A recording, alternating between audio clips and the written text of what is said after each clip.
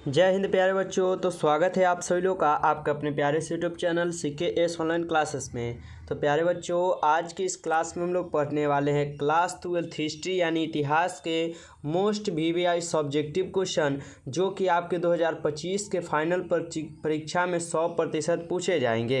तो आप सभी प्यारे बाबू, हाथ जोड़कर निवेदन है कि आप लोग क्लास को पूरा देखिएगा, जिससे आपको सभी क्वेश्चन अच्छी तरीके से याद हो सके और एक भी क्वेश्चन आपसे एग्जाम में न छूट पाए, क्योंकि सभी क्वेश्चन बहुत ही महत्वपूर्ण क्वेश्चन है और गेसिंग किया गया क्वेश्चन है, जो कि आपकी परीक्षा के लिए महत्वपूर्ण रहेंगे। तो आप सभी लोग जरूर क्लास को पूरा देखिएगा। और रोज रात हम लोग का 7:30 से लाइव क्लास भी चलता है। अगर आप इस चैनल पर पहली बार जुड़ रहे हैं तो चैनल को जरूर सब्सक्राइब करके ऑल पे दबा लीजिएगा, जिससे आने वाले सभी क्लास का नोटिफिकेशन आपके पास पहुंच पाए और आप जो है सबसे पहले उस क्लास को पढ़कर अपनी तैयारी कर पाएँ। इसलिए चैनल को सब्सक्राइब कर लीजिएगा और एक बार कॉमेंट में लिख दीजिएगा कि I am new student sir. ठीक है, आपको क्लास के बाद एक PDF के लिए नंबर दे देंगे, जिस पर आप मैसेज करके हमसे बिल्कुल फ्री PDF ले सकते हैं। एक भी पैसा यहाँ पे नहीं लगता है। तो चैनल को जरूर सब्सक्राइब कर लीजिएगा और क्लास को आप सभी प्यारे बच्चे एक बार क्लास को लाइक जल्दी से कर दीजिए। ठीक है, चलिए फटाफट आप लोग ने एक बार क्लास को लाइक कर दीजिए, जिससे हम आगे बढ़े और क्वेश्चन देखें। ठीक है, चलिए जल्दी से आप लोग एक बार लाइक कर दीजिए। चलिए हम क्वेश्चन कर बढ़ते हैं और आज का पहला नंबर क्वेश्चन देखते हैं।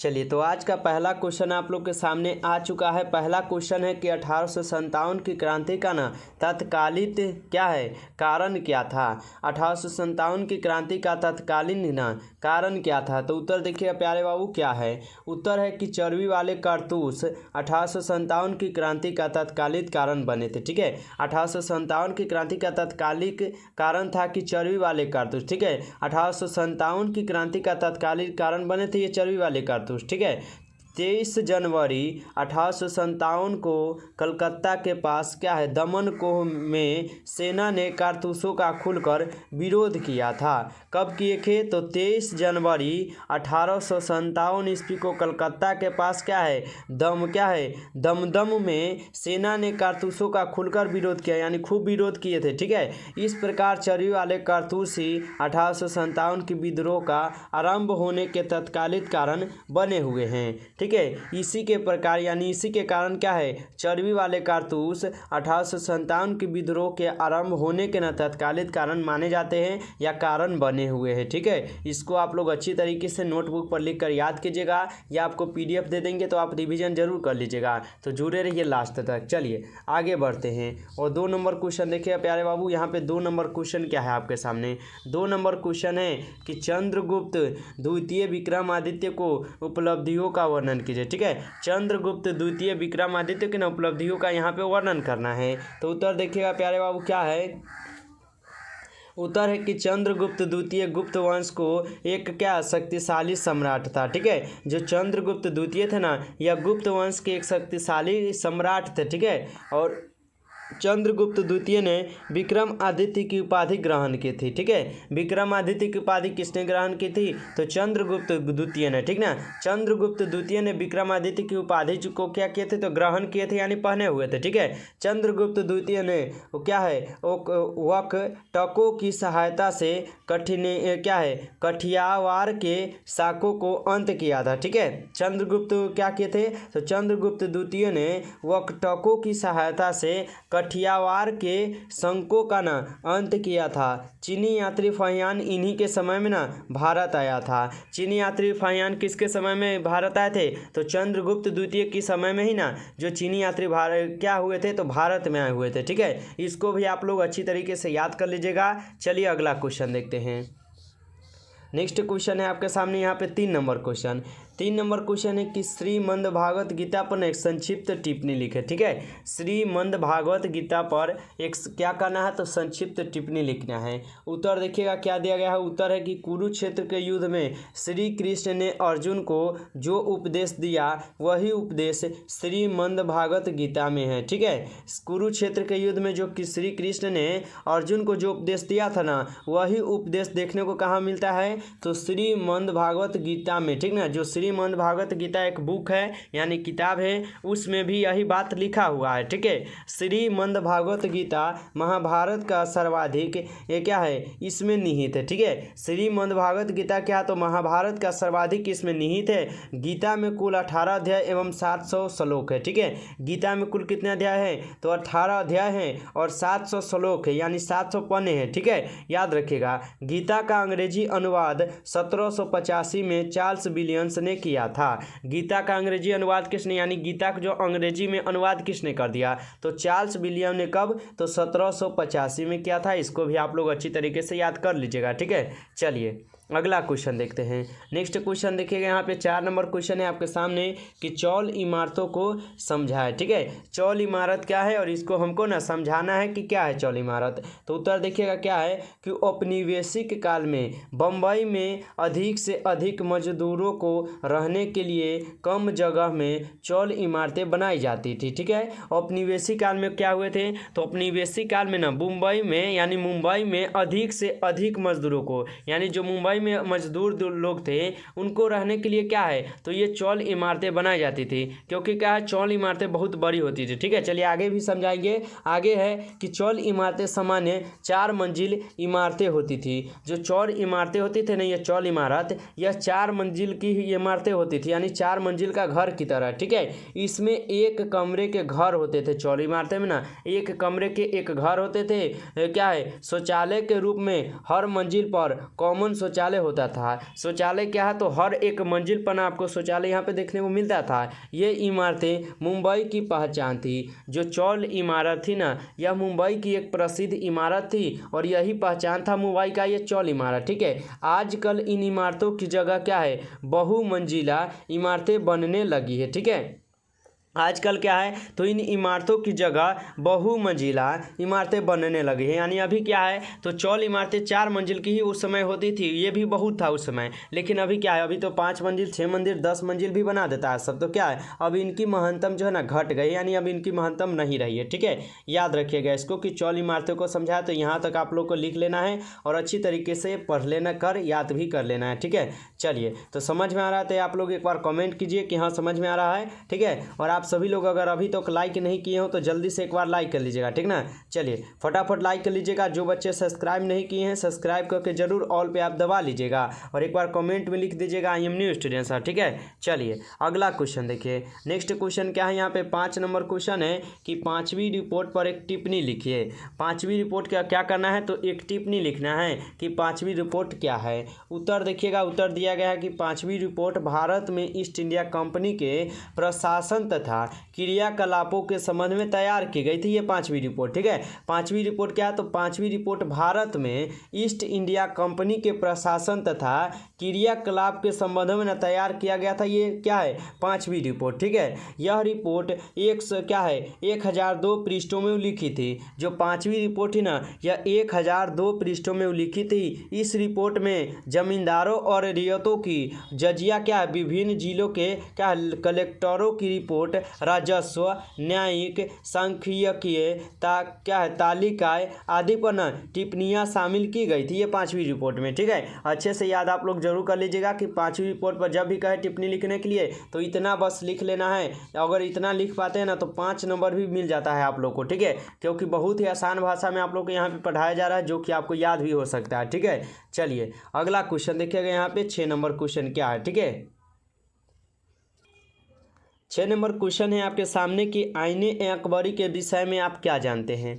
आईने ए अकबरी के विषय में आप क्या जानते हैं कि आईने अकबरी है क्या, इसका महत्व क्या। ठीक है, ये सभी चीज़ आपको अभी पता नहीं है लेकिन आप पढ़ लीजिएगा तो आपको सब पता हो जाएगा। ठीक है, तो समझिएगा उत्तर क्या है। आईने ए अकबरी की रचना अबुल फजल के द्वारा किया गया था। पूछेगा ऑब्जेक्टिव में कि आईने अकबरी की रचना किसके द्वारा किया गया, तो अबुल फजल के द्वारा आईने अकबरी की रचना जो किया गया है। ठीक है, याद रखिएगा। आईने अकबरी अकबरनामा का एक तृतीय खंड है। आईने अकबरी क्या है? तो आईने जो एक अकबरी है ना, यह अकबरनामा की एक तृतीय खंड है। ठीक है, आईने अकबरी में अकबर के द्वारा किए गए कार्यों का वर्णन मिलता है। आईने अकबरी में क्या है? तो आईने अकबरी में ना अकबर के द्वारा किए गए कार्य, यानी अकबर ने क्या किए हैं अपने जीवन में, उन सभी के बारे में ना यहाँ पे आईने अकबरी में उनको क्या है देखने को, हमको पढ़ने को मिलता है। ठीक है, आईने अकबरी में अकबर के प्रशासनिक व्यवस्था, सैन्य व्यवस्था, कृषि एवं भू राजस्व व्यवस्था इत्यादि के बारे में ना हमको जानकारी मिलता है। ठीक है, क्या है यहाँ पे? तो आईने अकबरी में अकबर के प्रशासनिक, ठीक ना, यानी अकबर के समय भी, ठीक है, अकबर के प्रशासनिक समय यानी व्यवस्था में सैन्य व्यवस्था हो गई, कृषि व्यवस्था हो गई, भू राजस्व इत्यादि के बारे में हमको यहाँ पे जानकारी देखने को मिल जाता है कि आईने अकबरी ने क्या किया है, क्या नहीं किए हैं, सभी हमको क्या है आईने अकबरी में पढ़ने को मिल जाता है।